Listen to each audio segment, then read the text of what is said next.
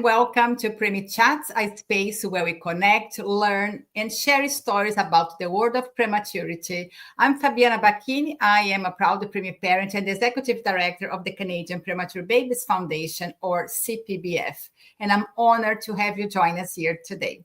Preemie Chats is brought to you by CPBF, a parent-led charitable organization dedicated to supporting families, advocating for the needs of premature babies, and providing the latest information and resources to help parents and caregivers navigate this journey. Whether you are a parent, a healthcare professional, researcher, or someone interested in learning more about preterm birth, you are in the right place. Together, we are building a supportive community where stories are shared, questions are answered, new evidence explored, and no one feels alone. Be sure to visit our website at canadianpreemies.org, where you'll find helpful resources, our latest projects, and most importantly, a community of people who wants to see our little babies thrive. If you're watching live today, join the conversation, share your questions and comments in the chat. We will address them during our program.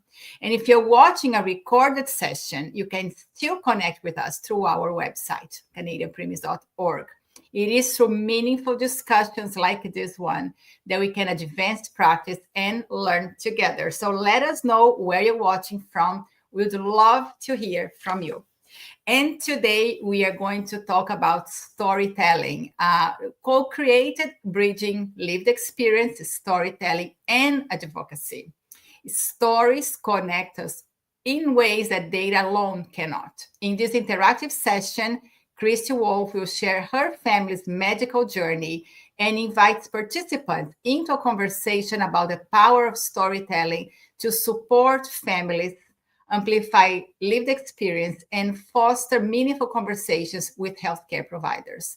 Together, we explore how to honor storytelling, well-being, learn how digital stories can be used in education and advocacy, and reflect on how digital storytelling could strengthen your own impact. And I have the honor of having Kristy Wolfe joining us here from beautiful Canmore, Alberta. Kristy is a preemie parent, photographer, and digital storytelling facilitator. Her experience as a medical mom lies at the heart of her passion for supporting caregivers and healthcare providers through storytelling initiatives. Her lived experience as both a family caregiver, a peer mentor, and an advocate for mental health has led Kristy to the work she does today. She is a level 3 common language trained digital storytelling facilitator who works with individuals and organizations to create stories of impact. So, Kristy, thank you so much for being here today wearing your beautiful heart sweater in honor of World Heart Day, which just passed this last Monday. Thanks for having me so much, Fabiana. It's always a pleasure to talk to you. For people that are listening in, Fabiana and I have got to work on a number of different projects around digital storytelling. So thank you for having me back to talk about my own lived experience, because we've brought other people on to talk about their stories. I'm really looking forward to this. So, and it will be a very interactive session. I'm going to pass on to you, Kristy, and I'll be back as soon as you're done your first few slides and some videos, but we really want to hear from people watching us live today. Thanks, Fabiana. I am going to tell everybody here that I do a podcast called Co-Created as well. So I love setting up my nerdy microphone and headset. It just makes me feel more professional about the whole thing. And I am working between 2 different slideshows. So please excuse the tapping of different things as we get going. But as I'm introducing myself, I think that there's no better way to do this than with a digital story. And so a digital story is a 2 to 4 minute movie that's created using a voiceover, personal photos, video clips, music, video editing techniques. It puts it all together around a meaningful moment in a person's life. And in this case, we're going to be actually talking about a meaningful moment in my own life. As you watch this first digital story, I want you to think about what stands out for you in the story. And with that, we're going to move right to the story. Think about what resonates for you.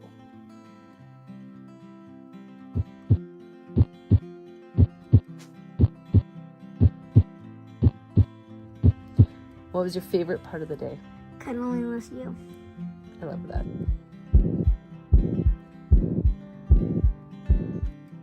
Who were you kind to, and who was kind to you? What are you grateful for? What are you looking forward to? Okay, Kane. What are you grateful for? My family, my friends, my food, my toys. This is our bedtime routine every night. Okay, most nights. I lay in bed with each of my boys and ask these questions. We talk about their day, both the good and the bad. We end on a high note, something they're looking forward to, because it's so easy to focus on what went wrong. Too easy. We're working on that. But sometimes I have trouble focusing on the positive. It's a skill I have to practice too.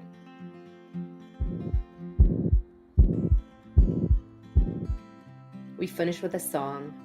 One of my boys prefers Your sun, Mr. Golden Sun. Whereas my older son always requests Baby Beluga in the Deep Blue Sea. We've sung that song since he was a baby, even way back in the neonatal intensive care unit.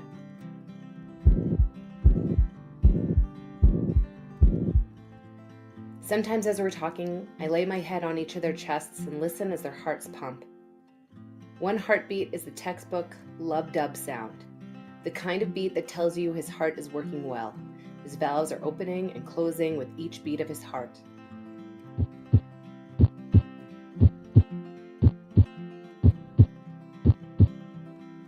The other heartbeat sounds different. The whoosh sound is also considered textbook, but for a very different reason. He has congenital heart disease.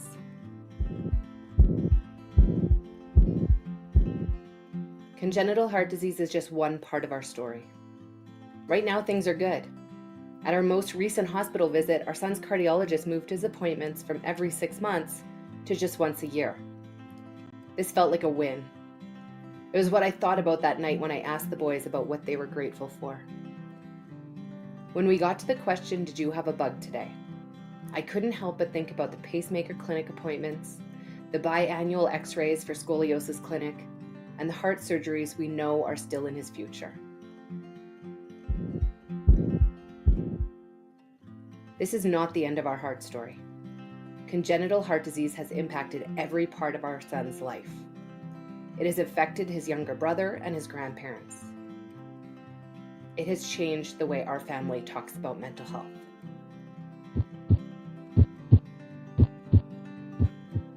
Our family always comes back to, what was the best part of your day?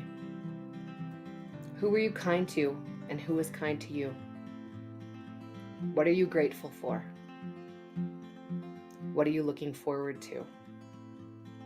Sometimes it's all about the words you use, the questions you ask, the things you choose to focus on, the coping skills you model and you teach.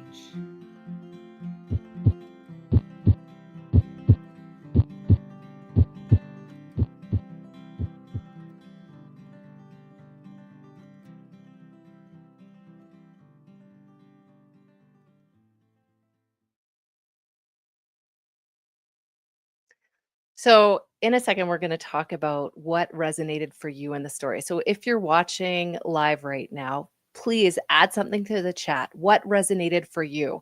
Maybe it was a story, maybe it was an image, a detail, the pace of the story, the movement, the music that you were seeing or hearing. Take a minute to write about that. And Fabiana is actually going to join me back on stage, and we're just going to have a bit of a talk about maybe what resonated for Fabiana. Wow. I knew you were going to call me. I was just trying to breathe and ground myself. I've seen her story before, but it's still very emotional to watch that story. Obviously, bring back to the NICU days, my own personal journey, my childhood complex care needs, going back and forth from hospital. So it's beautiful, beautifully done, and beautiful words. And well, what I love about this story is the hope that you give to other families going through a similar journey. And I always think, why do we share stories? I'm a storyteller by professional. I was a journalist in my past life, and I always believe in the power of telling stories. But since I became also a medical mom, I feel like my story supports other families, like other families who were ahead of me supported me with their stories. Yep. And I think for people who have the courage, not being afraid of being vulnerable to share the stories for such a personal level, like you do, like your bedtime routine, that is such a family moment, so intimate, sharing that with other families, you see there is hope, right? That you can still be a family functioning despite the challenge that we go through every single day. And I think go ahead, Fia. Keep going. No, I think for the healthcare professionals also to see there are different parts of our lives, that it's not only what they see in clinic. And I actually talk about this many times in talks, in grand rounds, that they only see a piece of us, but there is a whole entire aspects of our life that they don't see, right? That they see us in our very bad space a lot of times, right? When you go to the hospital or emergency rooms or admissions or surgeries. But we still have a life outside the hospital when things are going well.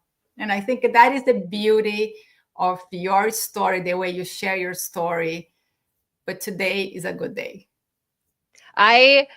That's exactly what I was going to say when I was interrupting you. Sorry. That piece around getting to see what it's like outside of the hospital. Like, I ground the story in our bedtime routine. That's the moment that I'm really focusing on. But this is why I use this story as a way to introduce myself. You learn so much about our family and what brought me to wanting to talk about World Heart Day through that story, through the images, through the words I'm saying, but also the flashbacks to different pieces. And so I find it's a really helpful way to be able to share quickly at conferences in different settings around our experience. That, I'm going to be honest, as I watched that story, it made me a little emotional because it was just World Heart Day and my son just had a pacemaker appointment and all those pieces that like continue through life. But it doesn't have the same effect as when I have to say it in front of an audience.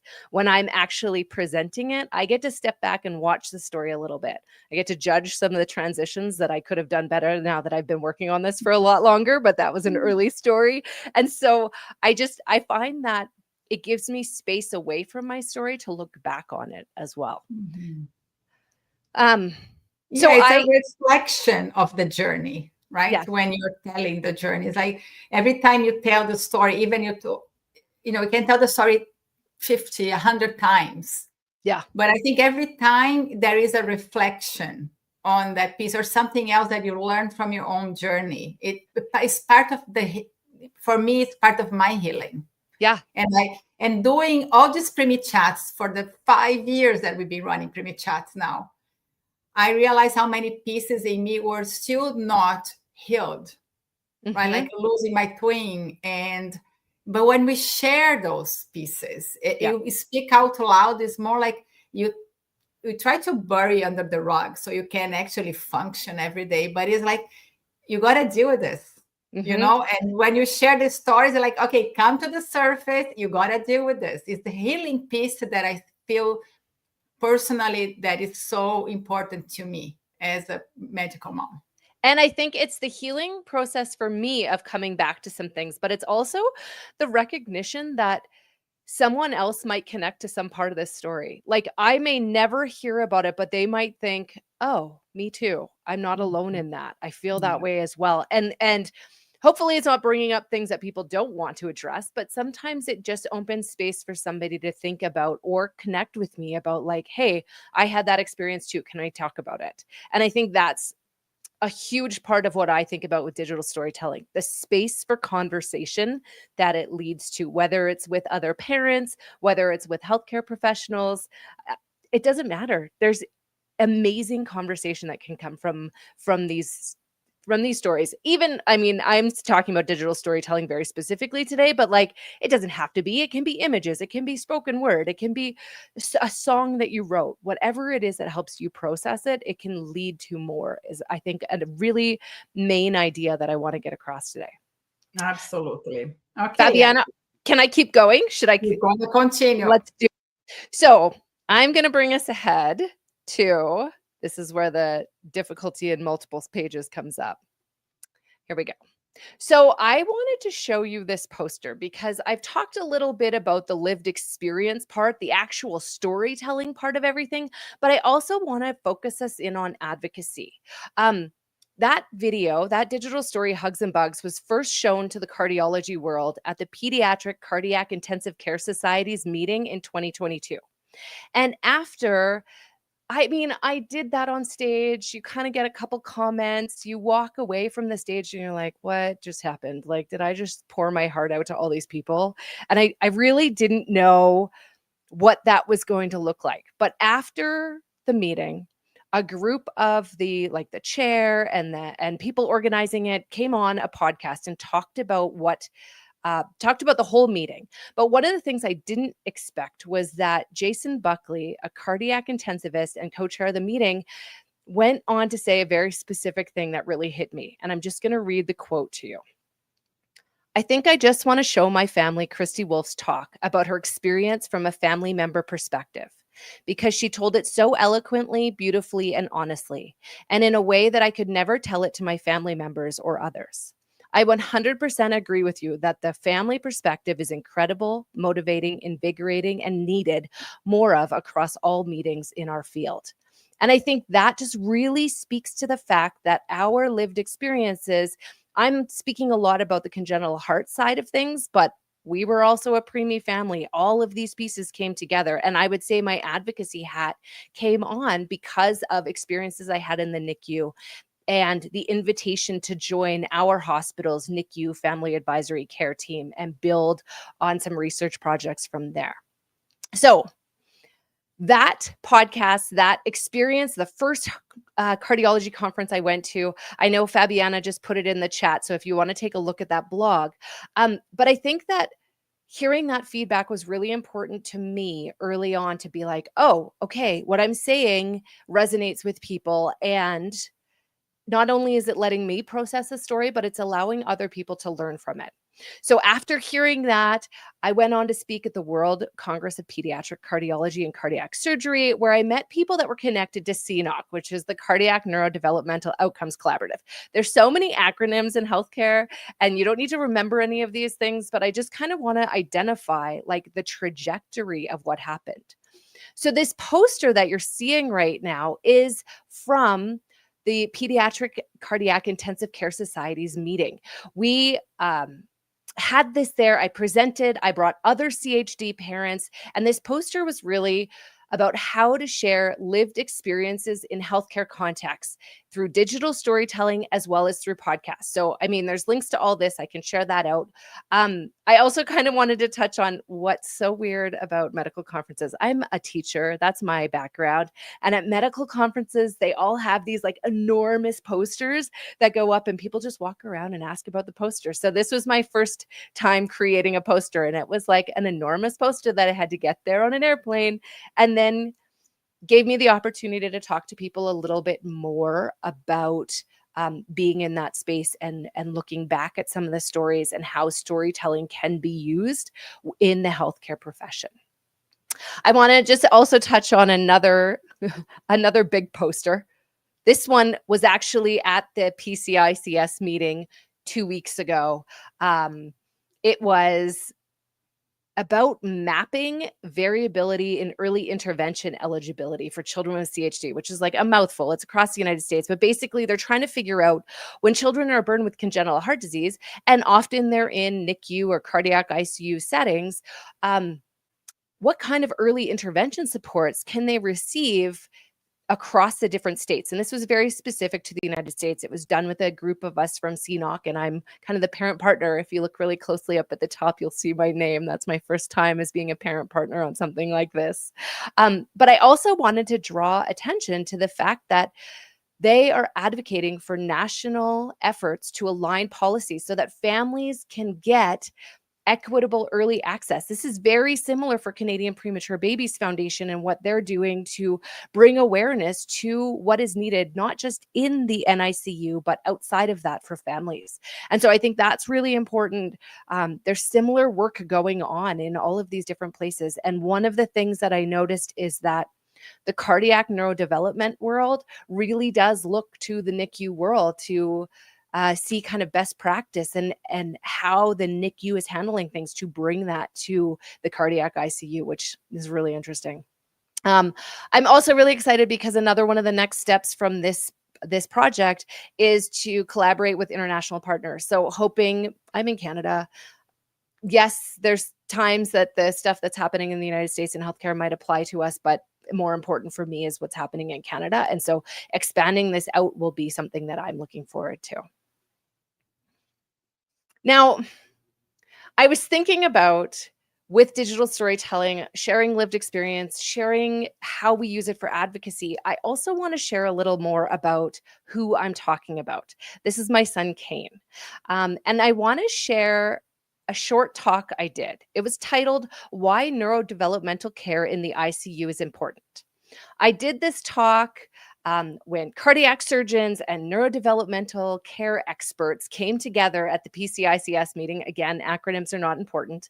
And I just thought this was another example of how you can use advocacy to help share stories with healthcare providers. So I'm going to share this. I have Kane's permission, and I want the people that are listening from the premature babies world to imagine that you are an intensivist or a lactation consultant or a cardiac surgeon or a speech therapist or a psychologist or an ICU nurse. It doesn't really matter who.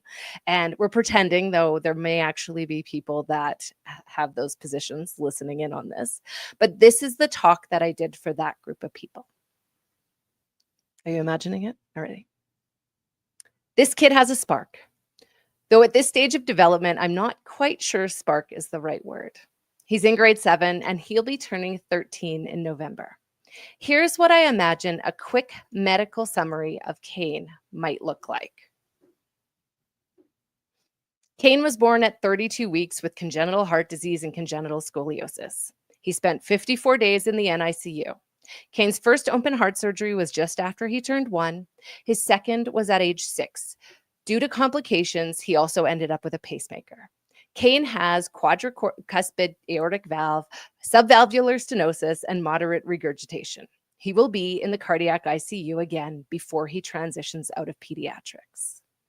You equip me so I can equip him. This is why neurodevelopmental care and family-centered care is so important in the ICU. Today, I'm sharing Kane's perspective through a digital story he created. While the digital story is not specifically about the ICU, the reality is that those ICU experiences are formative pieces of his story and of his neurodevelopment. Many things in the ICU are out of a parent's control. What is in our control is what happens leading up to a hospital stay and following those ICU experiences. Before I share Kane's digital story, I want to teach you a little something about how stories of lived experience should be thought about. In order to meaningfully engage with stories, we need to take the time for reflection and conversation. Do not listen or watch a story and move on immediately. So as you watch Kane's story, I want you to think about what resonates with you. But I'm also hoping you'll be able to pick out something in the story that you connect to your practice in either neurodevelopmental care or family-centered care. All right, Fabiana, will you share that next video? This is Ken, and today we are going to the Alberta Children's Hospital where I have a cardiology appointment. It takes us an hour to get there from where we live. When we get to the hospital, we pay for parking and head inside. One of my favorite parts about going to the hospital is looking at the Lego on the second floor. This display was built by some of the Lego masters from the TV show. There are a lot of things that happen at a cardiology appointment. When we check in, we have a sit in the waiting room where I watch TV and my mom looks at all the posters and talks to everyone she sees. When they call my name, we go to a room with these cool lights. I get up on the bed and they attach a lot of heart monitors to me and use that little wand to find my heart. This is what my heart looks like when it is pumping. This is an echocardiogram machine. It takes a long time to get all those pictures, but at least I get to watch TV. Next, they measure my height and weight, and then we head to another room for another test. Boring. They attach 12 electrodes all over my body to measure electrical signals. This is what my heart rhythm looks like. It's even more unusual because I have a pacemaker. My least favorite part is peeling the stickers off. Finally, it's time to see the doctor. Well, the nurse, then the resident, and then the doctor. Today, my cardiologist brought in a heart model and talked to me about what has been happening to my heart.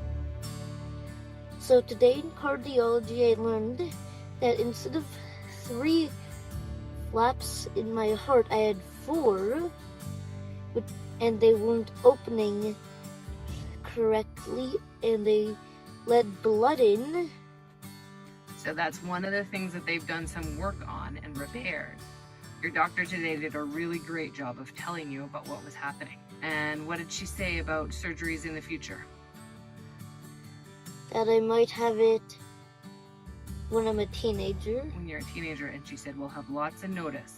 And during my second heart surgery, yeah, it led to me getting a pacemaker. Yeah. She was showing you how that worked, didn't she? Usually on our way out of the hospital, we stop to have a look through the gift shop or get a snack. And then we head home. If I'm lucky, I'd miss the whole day of school.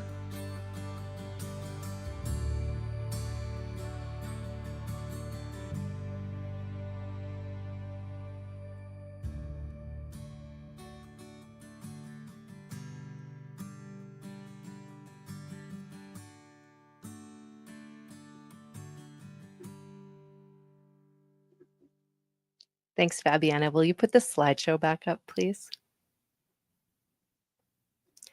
So you're still in these positions. You're at this conference. You're listening to me talk about why neurodevelopmental care is so important. After watching that story, I had these cards on the table in front of all the audience members, and they could keep this card as a reminder for themselves about what resonated in the story. They could give it back to me, and I could share with Kane what they learned from the story. Or they could do both, keep a card and give me back a card. I then repeated the questions. What resonated for you in Kane's story? And did something stand out for you that was related to how you incorporate or would like to incorporate neurodevelopmental care or family-centered care in your practice? Friends, Preemie friends, that's my whole talk. That was the whole talk. And that is because I wanted to make space for conversation about the stories. And so now you're back to you. Be a Preemie friend, be a Preemie parent, and let's have a conversation. What resonated with you in that story? So Fabiana, come on back up. Oh, you're not making my life easy today.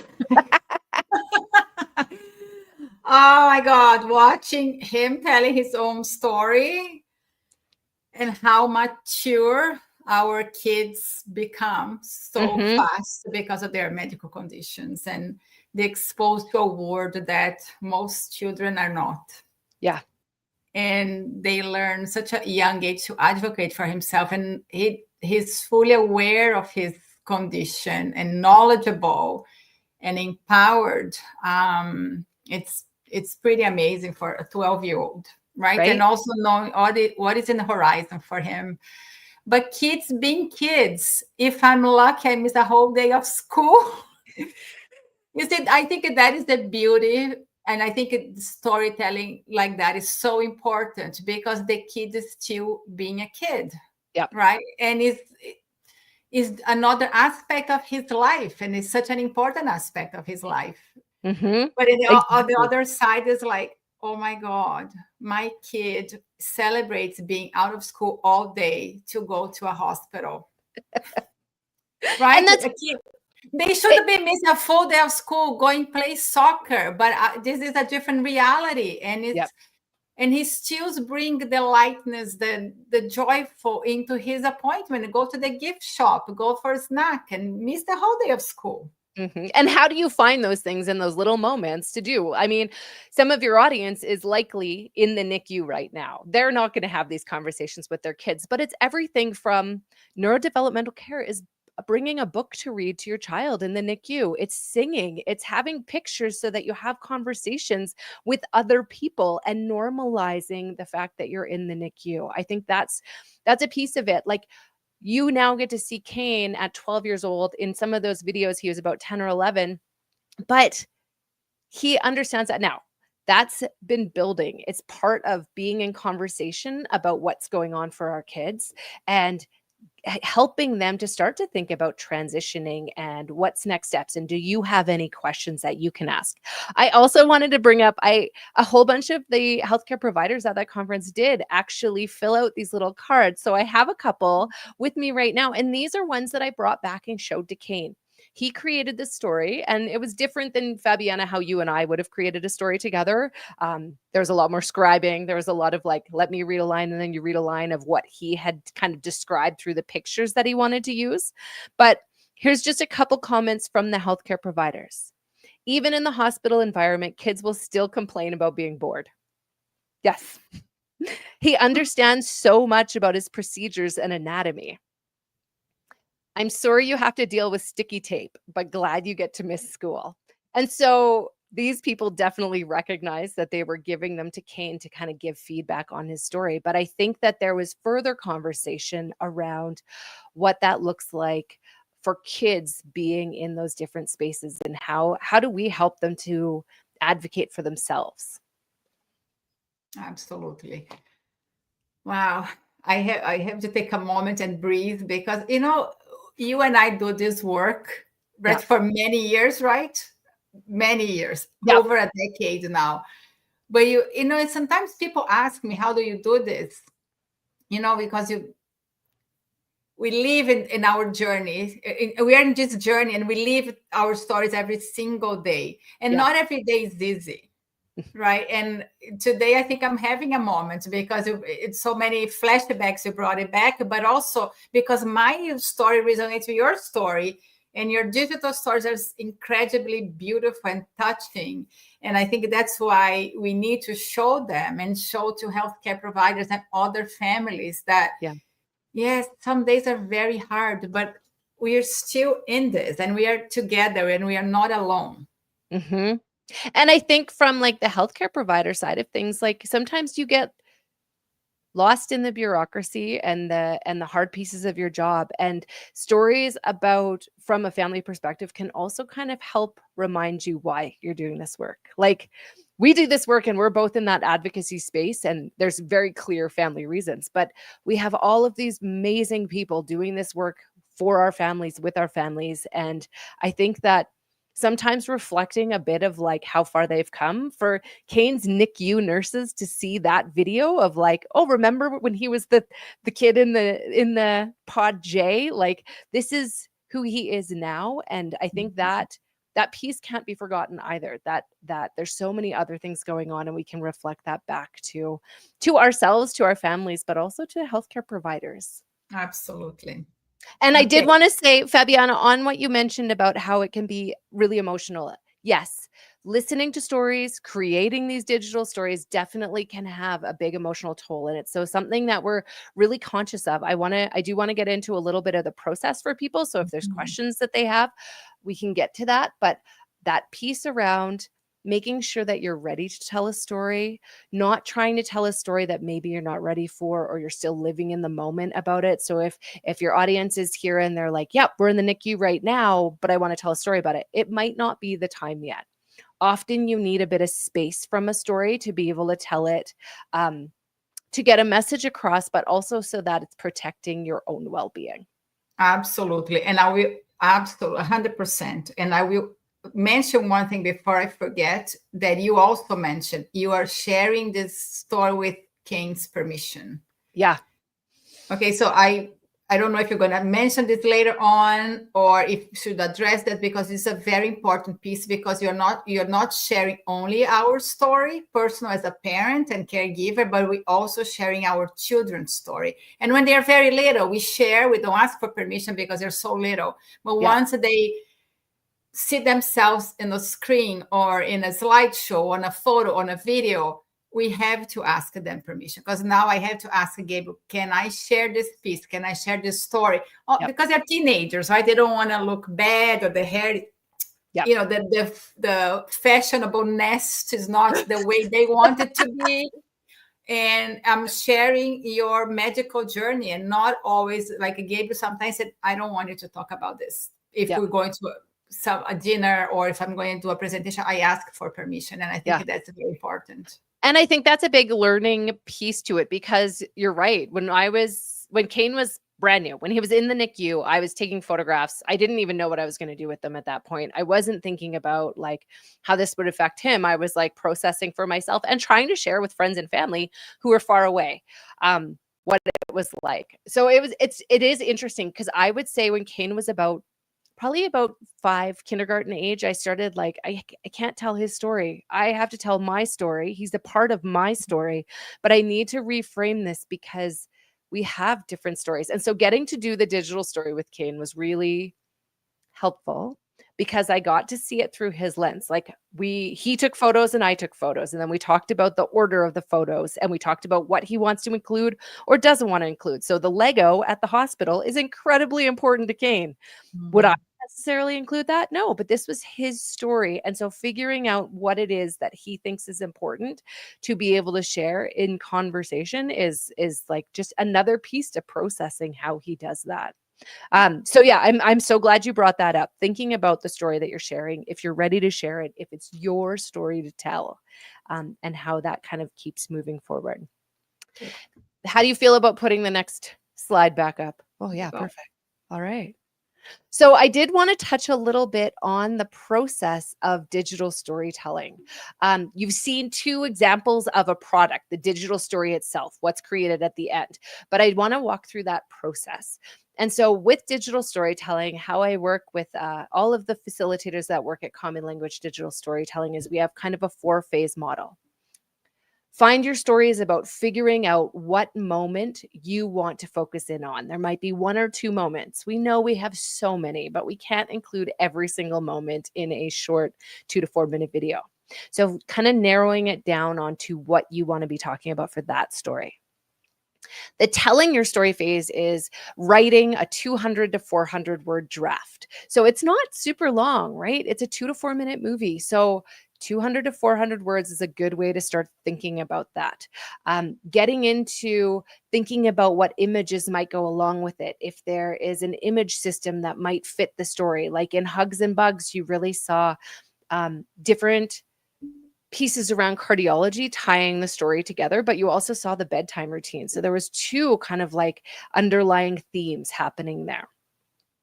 When you get to the stage of crafting your story, that's recording the voiceover. It's choosing the images, how long they're on the screen for, if there's movement on them, adding music in behind to give it more of a feeling.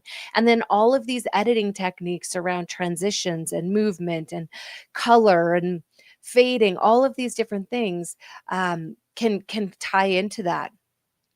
And then finally, we get to the share your story. For some people, this is very much just meant to be a digital story that they're creating to do the process and work through it themselves. For other people, they have a purpose in mind when they create a digital story. They want to use it for education or advocacy, or there's a research project. So there's lots of different ways to approach digital storytelling, and every project that I work on, whether it's with an individual or with an organization, has different goals. And it's really important to kind of figure that out as you go. A digital story project might involve a one-on-one, right? Like what I'm doing with Kane in that story. We were working, I was his editor and he was the director. Similarly, when Fabiana did her story, we worked in the same way. I am helping her to create her story. But there's also options where you would do this in a workshop where 6 different people would be creating a digital story each, but we're all in workshop and we're having these opportunities to do a story circle and talk about the process and talk about your story and get ideas from others. And so you're ending up with 6 digital stories there.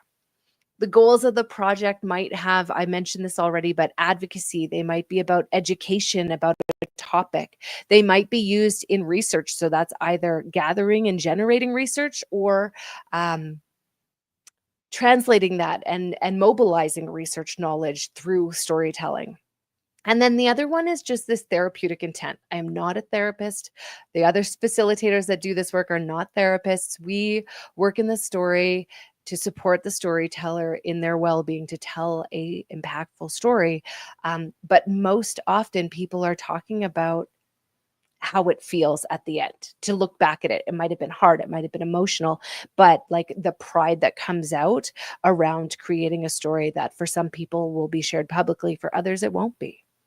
The other thing that I wanted to mention is a digital storytelling project might be process focused. And that's that idea that it won't be shared publicly, that it's more about having the opportunity to create the stories, and whether it's shared or not is not the end goal of the idea. And then there's projects that are more product focused, that we're doing this very specifically for a video that can be shared by an organization at a conference, in a textbook, whatever that is. And then there's lots of projects that have both kind of going on in there. Now, this is the digital storytelling process that I always tell people about. And then this is what I really need to show you. This is what it can end up feeling like. Because as Fabiana and I already talked about, sharing stories and listening to stories is emotional work. Now, I do want to open this up to a bit of a Q&A if there's anybody listening live that would like to ask any questions about digital storytelling, or Fabiana and I will have a conversation about it.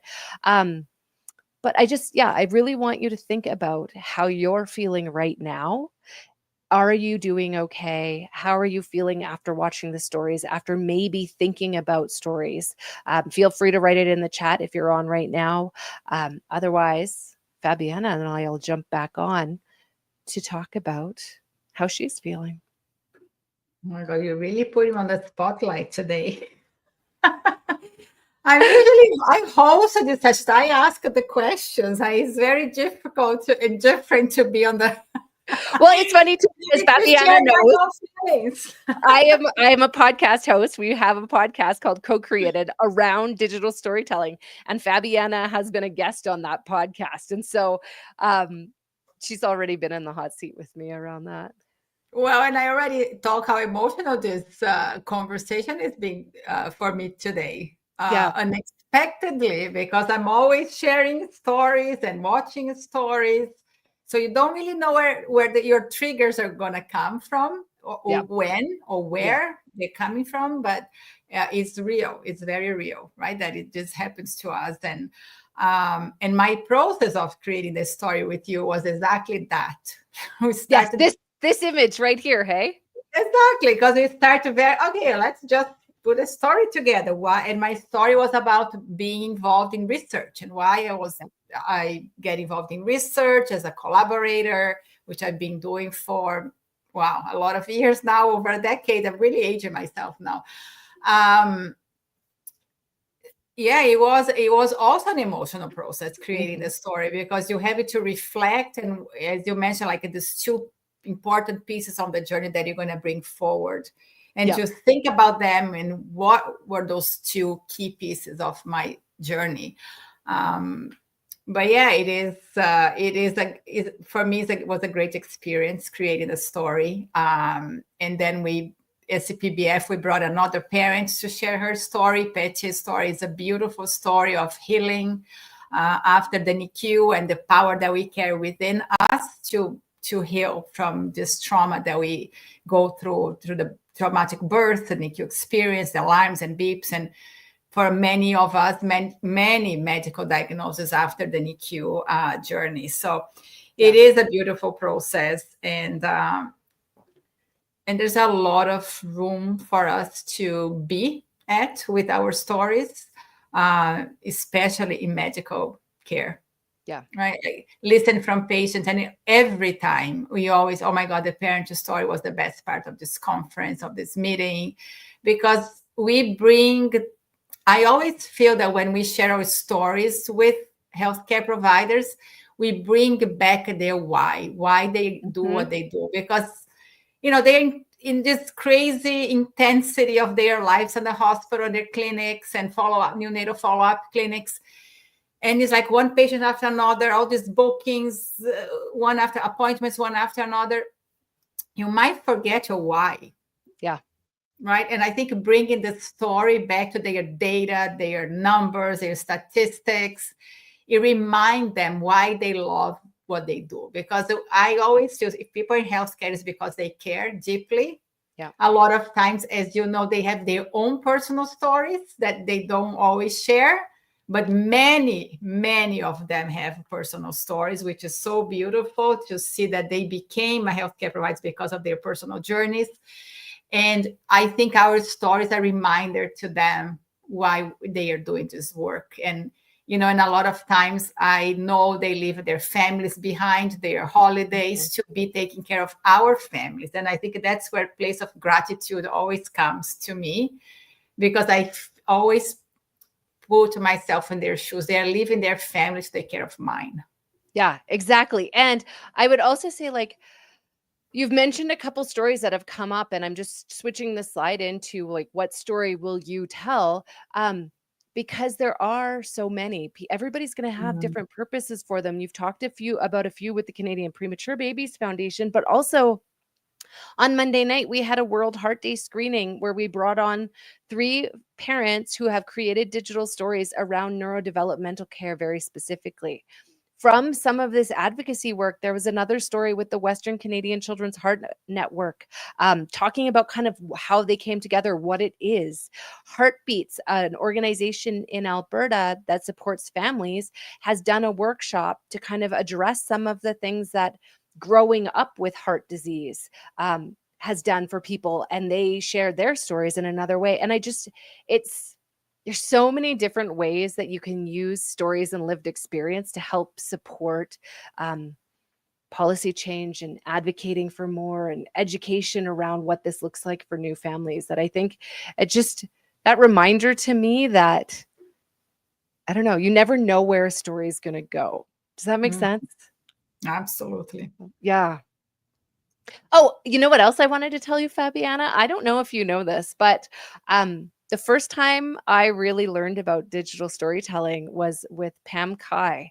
And she showed me an episode of a TV series called Being There, where Mike Lang had done a digital story with her about her NICU experience. And she just said, like, she knew me through a bit of photography and just through some other parents. And she showed me the link and she just said, you might be interested in this. And like, literally, this is what I do now for work, because it had such an impact.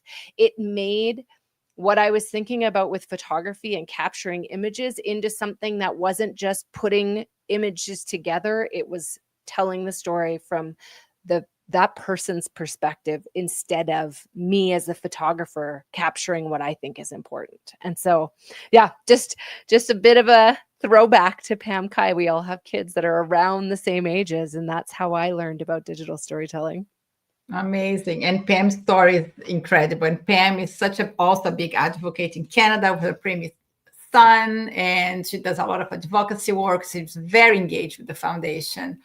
Yes, and I remember her story was beautifully told. And I can totally see why did it inspire you to do this work. Yeah. So just, some other pieces. I'm leaving because I know you had to finish your slides. Okay, let's do one last slide. The last one is very much just thinking, if this is something of interest to you, you would like to think about digital storytelling, start by thinking about what is a meaningful moment that stands out for you. Perhaps it's an image that comes to mind, a moment, a person. Maybe it's something positive, but it also might be something negative or unpleasant that sparks the story for you. You may want to take a few minutes to think about that, to write down some ideas. This is just that kind of first step, if this is of interest to you. And my final slide is really just a way to connect with me. We all have stories and they matter. I'm always happy to talk about digital storytelling, photography, our medical experience. If anything that I've been talking about today piqued your interest, commit to something. There's a QR code here. I know that Fabiana's put my link tree in the chat. Watch a few more digital stories. Listen to the Co-Created podcast, especially the one with Fabiana. I think it's episode 36. I have an intro session coming up on November 12th. If you want to know a little bit more about it, but you don't want to commit to anything, join me for that intro session. You can sign up through my link tree. But I think back to really that really important piece is make sure to take care of yourself, because your well-being, storyteller well-being, is the most important part of this whole process. And with that, Fabiana, I'm done. Happy World Heart Day.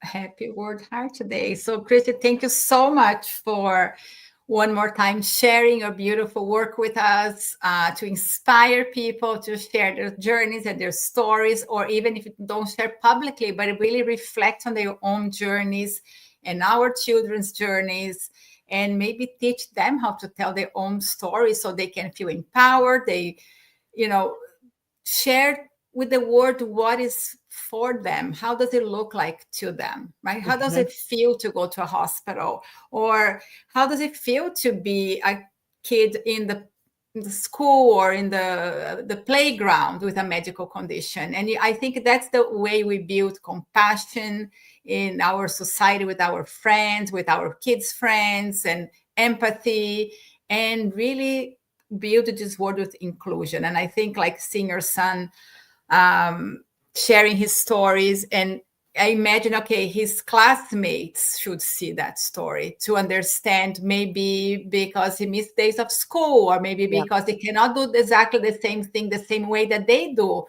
And I think it builds this community of understanding and love and compassion that we all starving for these days in the world that we're living in. So, Kristy, thank you for being here today. I'm so grateful always to have you, and I'm sure there will be more stories to be told in a very near future. Thanks, Fabiana. It was wonderful to do this today. Thank you.